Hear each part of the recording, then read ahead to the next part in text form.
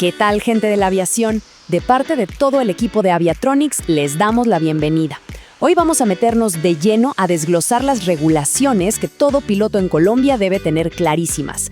Vamos a hablar del famoso RAC 2, ese documento que es, básicamente, el mapa de ruta para toda nuestra carrera. Arranquemos con la pregunta del millón, la que todo piloto se ha hecho, ya sea empezando o con miles de horas en la bitácora. La respuesta, créanme, va mucho más allá de un simple número de norma. Define por completo la estructura de nuestra vida profesional, desde ese primer vuelo solo que nunca se olvida, hasta tener el mando de un avión comercial. Y bueno, la respuesta concreta está aquí, en los Reglamentos Aeronáuticos de Colombia, o como todos lo conocemos, el RAC. Específicamente, hoy nos vamos a enfocar en la parte 2, el RAC 2. Pero a ver, no pensemos en esto como un manual aburrido. No. Esto es el verdadero plan de vuelo, la carta de navegación para la carrera de cualquier piloto en el país. Para que todo quede súper claro, hemos organizado este análisis como si fuera un vuelo real. Primero, vamos a entender las bases del reglamento. Luego, despegamos con las primeras licencias. Ascendemos hacia la licencia comercial y finalmente vemos cómo mantenernos vigentes y seguros durante toda nuestra trayectoria. Muy bien, empecemos por el principio. ¿Qué es exactamente el RAC 2 y por qué es la piedra angular de toda la aviación en Colombia? Y aquí va un dato clave que a veces se nos pasa. El RAC 2 no es un libro exclusivo para pilotos, para nada. Esto cubre a todo el personal aeronáutico, tripulantes de cabina, despachadores, técnicos, controladores, a todos. La idea es muy potente, crear un solo sistema de seguridad, un estándar, donde cada persona involucrada cumple con las mismas exigencias de la OASI.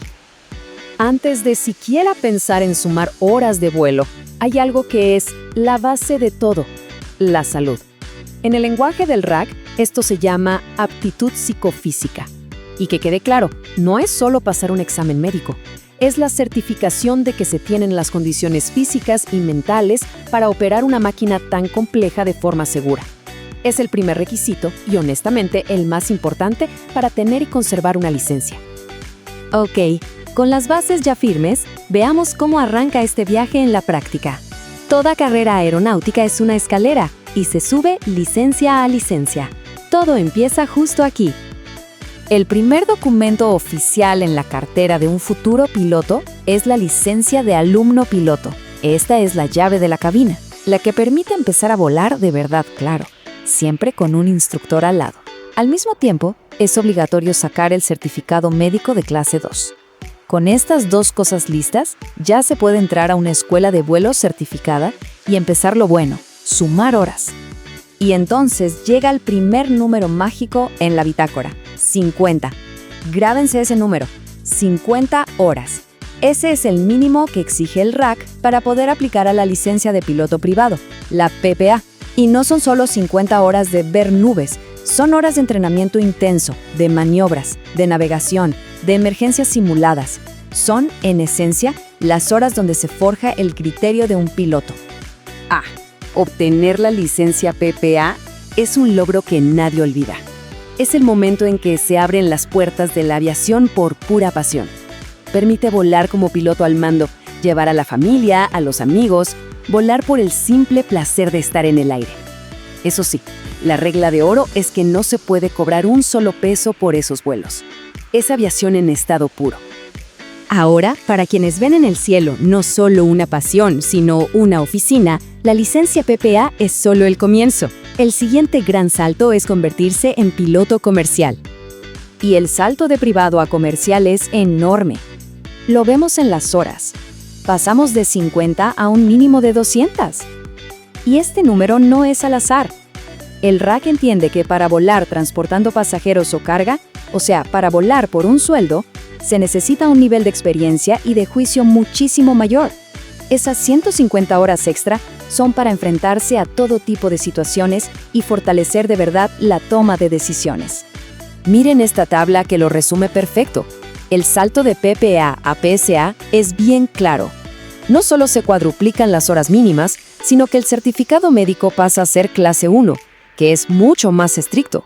Y lo más importante, claro, es que se obtiene el privilegio de volar por compensación. Además, algo fundamental, el entrenamiento de instrumentos, que para un privado es opcional, para un comercial es parte integral de su formación. Bueno, entonces uno obtiene la licencia y ¿listo? ¿A volar para siempre? Pues no, no es tan simple. El RACS 2 es muy específico sobre cómo mantenernos vigentes. Esta parte es súper importante y a veces genera confusión. La licencia en sí, el documento físico, tiene una vigencia indefinida, no se vence. Pero los privilegios para usarla para volar, esos sí que caducan. Y dependen de dos cosas: tener el certificado médico al día y cumplir con los requisitos de experiencia reciente. ¿Y qué pasa si uno deja de volar por un tiempo? El RAC tiene un proceso muy claro para volver a la acción, que se llama recobro de autonomía. Y fíjense cómo va escalando. Si la pausa es de más de 90 días, con 3 despegues y aterrizajes supervisados es suficiente. Pero ojo, si esa pausa supera el año, la cosa se pone seria. Se necesita un curso teórico completo, horas de simulador y un chequeo de proficiencia. Es la manera que tiene la norma de asegurar que las habilidades no se pierden. Hoy en día la aviación es global y para operar en un entorno internacional, la comunicación es todo. Por eso el RAC exige la habilitación de competencia lingüística, que casi siempre es en inglés.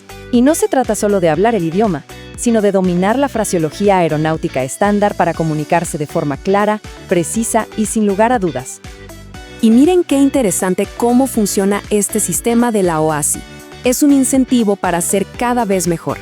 Un piloto con nivel 4, que es el operacional, tiene que revalidarlo cada 3 años. Si llega al nivel 5, avanzado, ese plazo se alarga a 6 años. Pero la meta de todos es el nivel 6, el experto, porque ese es para toda la vida. Nunca más hay que reevaluarlo. Esto empuja el estándar de comunicación hacia arriba. Hemos cubierto bastante. Así que, como en todo buen vuelo, hagamos un repaso final. Un checklist de los puntos más importantes que nos deja este viaje por el RAC 2. Este sería el resumen ejecutivo, la lista de chequeo definitiva. Primero, conocer el manual como la palma de la mano. Segundo, llevar un registro impecable de las horas, apuntando a esos hitos de 50 y 200. Tercero, el certificado médico no se negocia. Cuarto, entender bien las reglas de vigencia para no llevarse sorpresas. Y quinto, si el plan es volar internacional, la competencia lingüística es una prioridad. Estos 5 puntos son el cimiento de una carrera sólida y segura. Al final del día, todo el RAC 2 se puede resumir en un solo principio fundamental. Es responsabilidad constante de cada piloto mantener sus habilidades, su conocimiento y su aptitud psicofísica al día para poder volar de la manera más segura posible. Y con esta reflexión queremos cerrar. La bitácora al final cuenta una historia. ¿Es solo la historia de alguien que cumplió con un número de horas? ¿O es el testimonio de un profesional comprometido con la excelencia en cada vuelo? El RAC 2 nos da las reglas del juego, el piso mínimo, pero el techo, ese lo pone cada uno de nosotros. Desde Aviatronics, esperamos que esta guía ayude a volar más alto y, sobre todo, más seguro. Muchas gracias por acompañarnos.